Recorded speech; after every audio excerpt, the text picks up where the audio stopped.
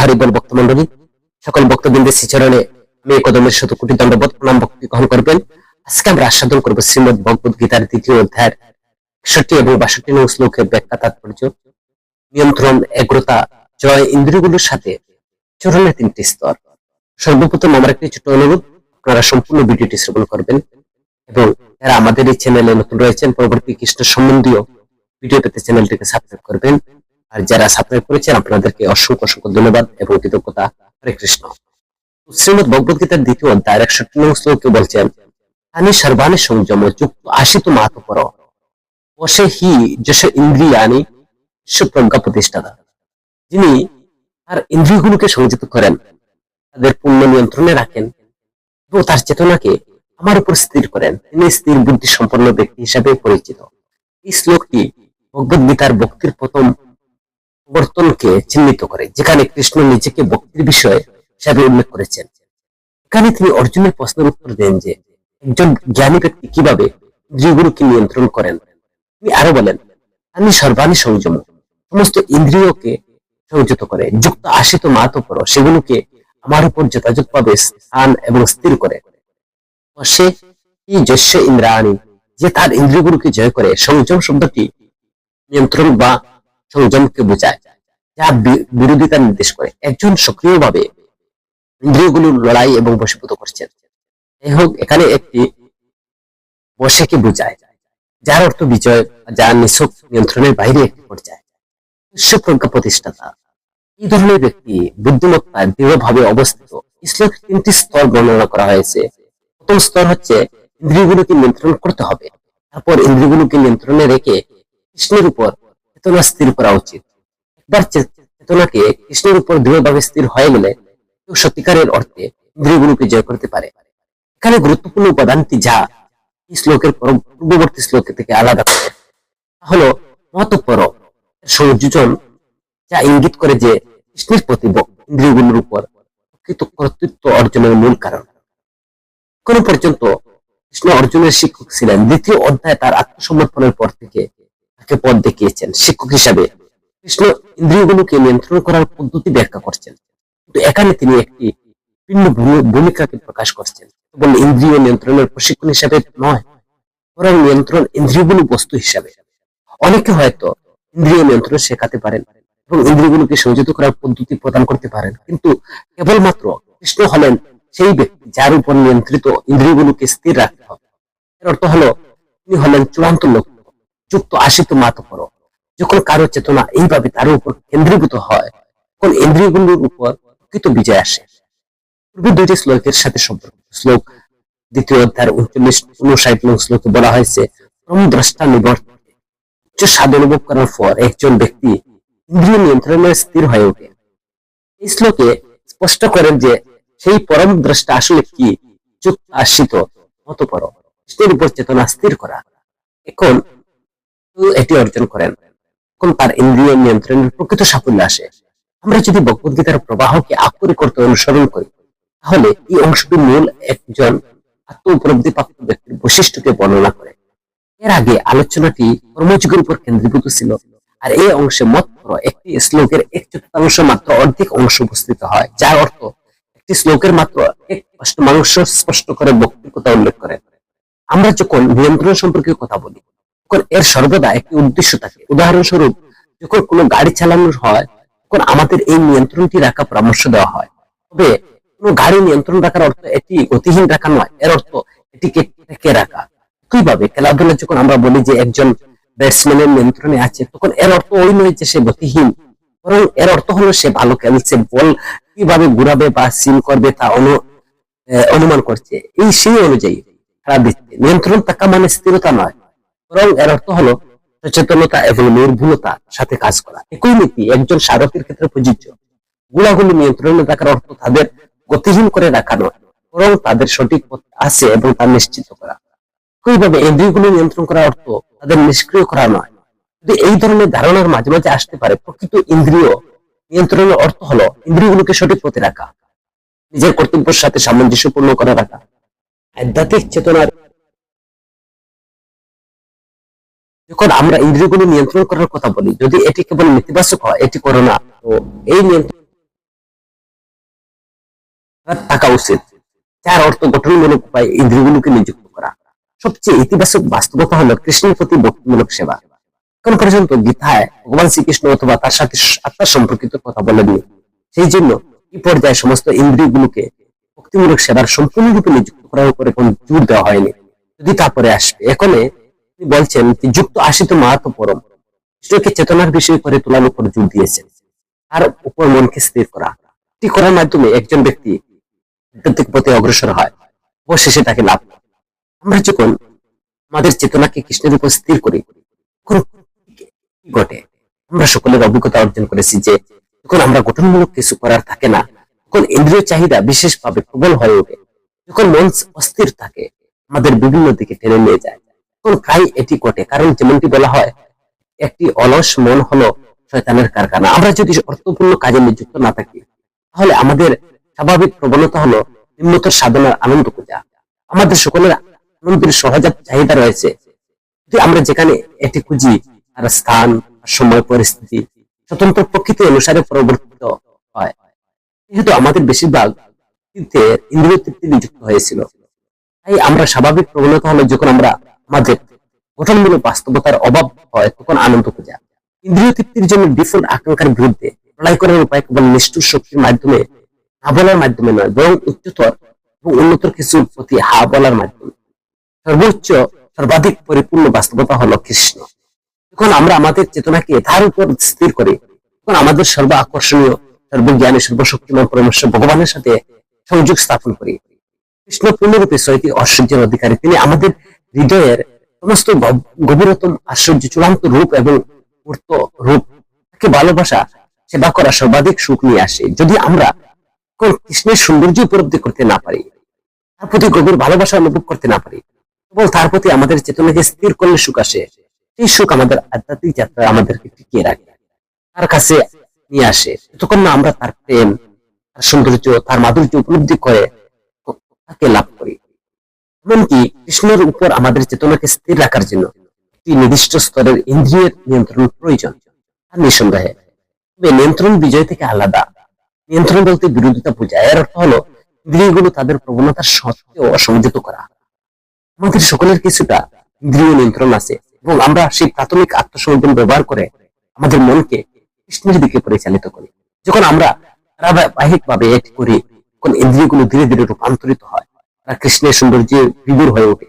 এটি প্রকৃতির বিজয়ের দিকে পরিচালিত করে, যেখানে সংগ্রাম মহান হয়ে যায়, আমাদের জীবন শান্তিপূর্ণ এবং আনন্দময় হয়ে ওঠে।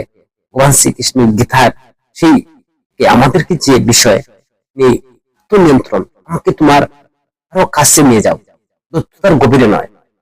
গীতার যে 66 শ্লোকে বলছেন, ইন্দ্রিয়গুলো সংযত করো, তাতে শক্ত করে ধরে রাখো, আমার নির্দেশকে আলো এবং তার উপর কেন্দ্রীভূত করো। যদি এইভাবে ইন্দ্রিয়গুলোকে সংযত রাখেন, জ্ঞান, সন্তুষ্ট এবং পূর্ণতা স্থির থাকেন। হে ভগবান, দয়া করে আমাকে এমন ভাবে রাখবেন যে নিয়ন্ত্রণ আমাকে নিজের নিয়ন্ত্রক বানানোর জন্য নয়, এটি আমাকে আপনার সাথে আমার ভালো সহযোগী করে তোলার জন্য। আমাকে আশীর্বাদ করুন যাতে আমি আমার পরিকল্পনার অধীনে, আমার ইন্দ্রিয়গুলোর অধীনে করার চেয়ে আপনার পরিকল্পনার সাথে সহযোগিতার অগ্রাধিকার করতে পারি। যখন আমি নিজেকে নিয়ন্ত্রণ করার চেষ্টা করি, তখন আমার ইন্দ্রিয় বারবার আমাকে দেখায় যে তাদের উপর আমার আসলে কতটা কম নিয়ন্ত্রণ আছে। এই ধরনের ব্যর্থতা আমাকে লজ্জিত, হতাশ এবং এমনকি আশাহীন এবং মূল্যবোধ করে তোলে। যখন আমি কিছু সময়ের জন্য আমার ইন্দ্রিয়গুলোকে নিয়ন্ত্রণ করতে পারি, তখন আমি গর্বিত হয়ে উঠি। যারা তাদের ইন্দ্রিয়গুলোর উপর একইভাবে নিয়ন্ত্রণ প্রদর্শন করতে পারে না, তাদের উপর আমার শ্রেষ্ঠত্ব প্রদর্শন করার চেষ্টা করি। এইভাবে ইন্দ্রিয় নিয়ন্ত্রণ প্রচেষ্টা আমাকে ব্যর্থ হলে আত্মনিন্দার দক্ষতা আটকে দেয়, সফল হলে আত্মা অভিনন্দন জানায়। যদি আমি এই দক্ষতার ঊর্ধ্বে উঠতে চাই, তাহলে আমাকে মনে রাখতে হবে এটি একটি উদ্দেশ্যের জন্য নয়। আপনার সাথে সংযোগ স্থাপন করা, আপনার মধ্যে নিমগ্ন হওয়া, আপনার সেবায় নিজেকে উৎসর্গ করা, এতে আপনার সাথে প্রেমময় সাদৃশ্য আমার হৃদয়কে তৃপ্তি লাভ করবে। এই দয়াময় ভগবান শ্রীকৃষ্ণ, দয়া করে আমাকে আমার ইন্দ্রিয়গুলির উপর আমার যতটুকু নিয়ন্ত্রণ আছে তা ব্যবহার করে তাদের নিযুক্ত করতে দিন। প্রকৃতপক্ষে আমার সম্পূর্ণ আত্মাকে আপনার সেবায় নিযুক্ত করুন। যিনি তার ইন্দ্রিয়গুলোকে সংযত করেন, তাদের সম্পূর্ণ নিয়ন্ত্রণে রাখেন, তার চেতনা আমার উপর স্থির করে ভগবান শ্রীকৃষ্ণ বলছেন তিনি স্থির বুদ্ধি সম্পন্ন মানুষ হিসাবে তিনি জগতে লাভ করেন।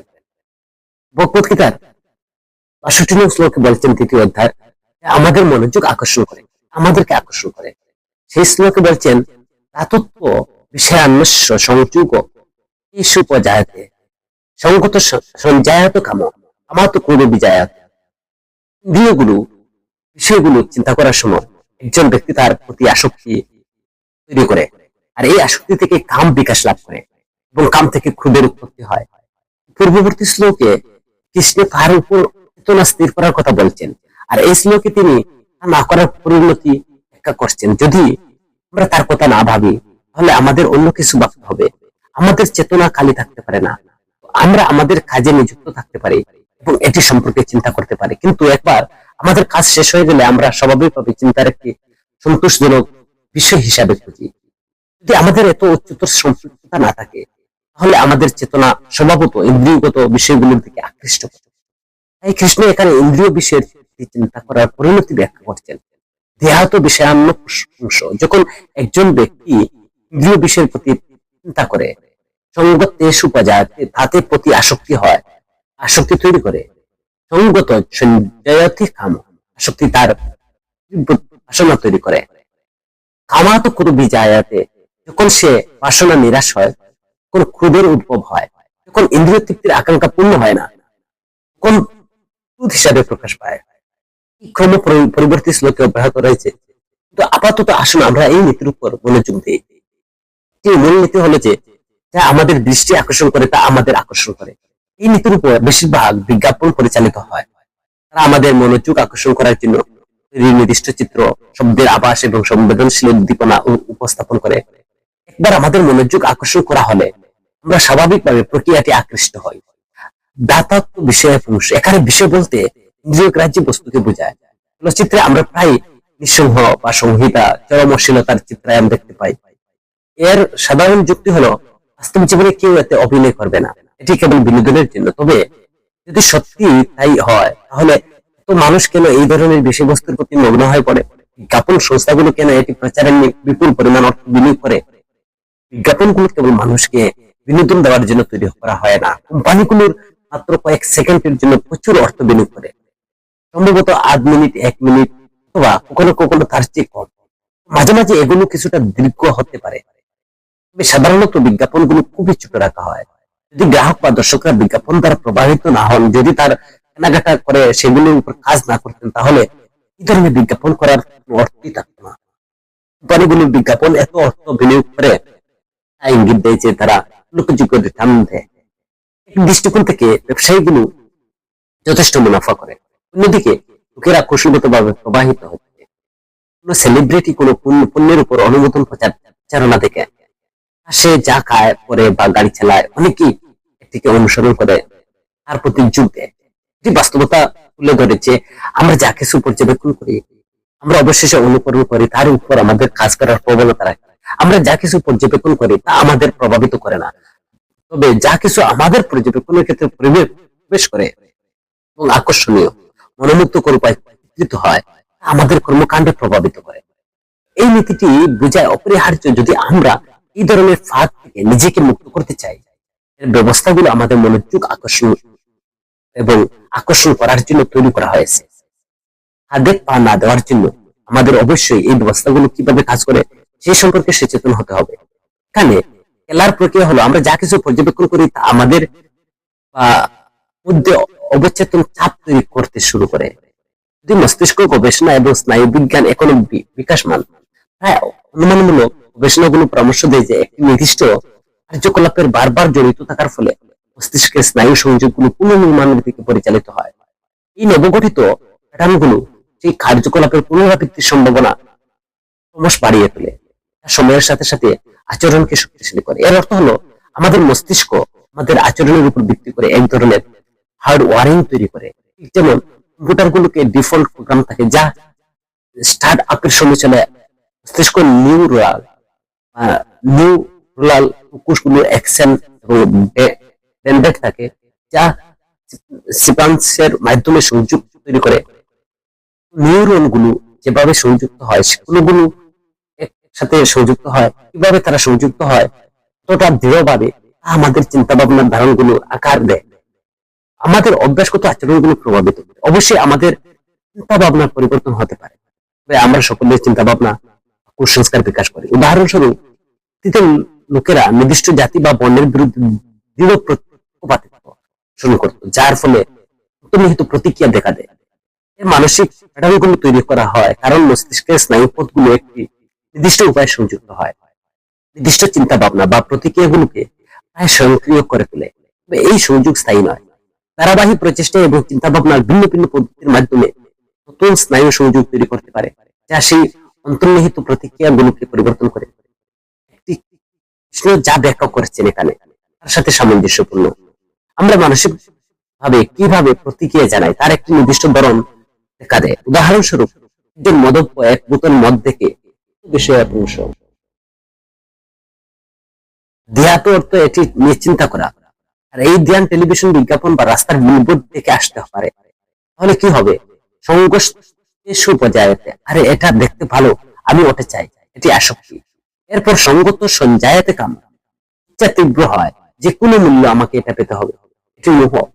এটা তৃষ্ণা বা আবেশ। মন প্রতিবাদ করে, না তুমি এটা বহন করতে পারবে না, এটা তোমার স্বাস্থ্যের জন্য খারাপ। গতবার তুমি নিজেকে বোকা বানিয়েছি, কিন্তু তারপরও সে চূড়ান্ত পর্যায়ে অবাধ্যতা, কে পাত্তা দেয়, আমি পান করতে যাচ্ছি। এরপর যা হলো, আমার তো ক্রোধ বিজয়াতে, আকাঙ্ক্ষা থেকে ক্রোধের উৎপত্তি। ক্রোধ মানে ক্রোধ, ক্রোধ কে বলে আমি এটা করতে পারি না, আমি এটা পাবো, কে আমাকে থামাবে, দেখি কে আমাকে থামাতে সাহস করে, এটা হচ্ছে ক্রোধ। আর এইভাবে আমরা জড়িয়ে পড়ি, চিন্তা ভাবনা দিয়ে শুরু হয়, ক্রোধে শেষ হয়। একজন ব্যক্তি ক্রোধে গ্রাস হয়ে যায়, সে ক্রোধ মহাদুর্ভোগের কারণ হয়ে দাঁড়ায়। আমরা দেখবো একটি অবশেষে পতনের দিকে পরিচালিত করে। ইসলামকে খ্রিস্ট প্রথমের ক্রম অনুসারে স্তরের রূপরেখা তুলে ধরেছেন।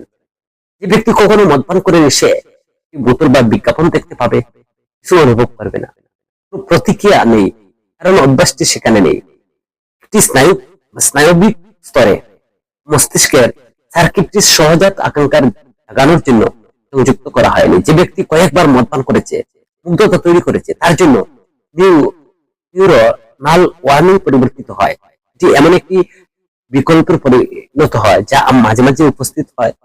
কিন্তু যে ব্যক্তি মদপানে অভ্যস্ত, তার জন্য এটি কেবল একটি বিকল্প থাকে না, এটি ডিফল্ট প্রতীকী হয়ে যায়, জোর করে নিজেকে এগিয়ে নিয়ে যায়। যদি না কেউ সচেতন ভাবে জোর করে এটাকে প্রত্যাখ্যান করে, ব্যক্তি কেবল কাজ করে মদ পান দেখার সাথে সাথে হাতটি প্রায় সক্রিয় ভাবে তার একটি বোতল বা গ্লাসের জন্য প্রসারিত হয়, তৃপ্তির দিকে পরিচালিত করে, একজন ব্যক্তির আত্মসমর্পণ করে।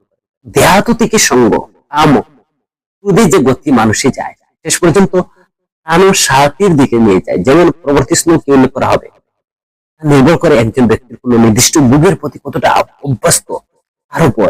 যে ব্যক্তি কখনো মদ পান করেনি, প্রাথমিক পর্যায়ে কোনো আকর্ষণ নাও থাকতে পারে, কিন্তু যদি তারা বারবার বিজ্ঞাপন দেখে, মন লোকদের ছবি দেখে যার একটু উপভোগ করছে বলে মনে হয়, এই ক্রমাগত দায়ত চিন্তা অবশেষে সঙ্গ, আসক্তি, কাম, ইচ্ছা, ক্রোধ এবং পরিণামে প্রাণশক্তি ধ্বংসের দিকে পরিচালিত করবে। প্রতিরোধ করে এটি এড়ানো যেতে পারে। কৃষ্ণের দৃষ্টিতে ভগবান শ্রীকৃষ্ণের এখানে ব্যাখ্যা করছেন, বিষয় পুরুষ বলছেন না, আমরা চোখ বন্ধ করে পৃথিবী চলতে পারি না, তবে আমরা যা দেখি তা নিয়ে আমাদের চিন্তা করতে হবে না। পরিবর্তে আমাদের চিন্তা করার জন্য অর্থপূর্ণ জিনিস রয়েছে। সেটা কি? কৃষ্ণ, তার প্রতি আমাদের সেবা, আমাদের জীবন গঠনমূলক কর্তব্য। ইতিবাচক চিন্তা ভাবনাগুলো মনোনিবেশ করে আমরা নেতিবাচক পতন থেকে রোধ করতে পারি। হরে কৃষ্ণ। যদি ভিডিওটি ভালো লাগে আপনারা কমেন্ট মন্তব্য করবেন এবং আপনাদের পরিচিত বন্ধু বান্ধবের কাছে ভিডিওটি শেয়ার করবেন। হরে কৃষ্ণ।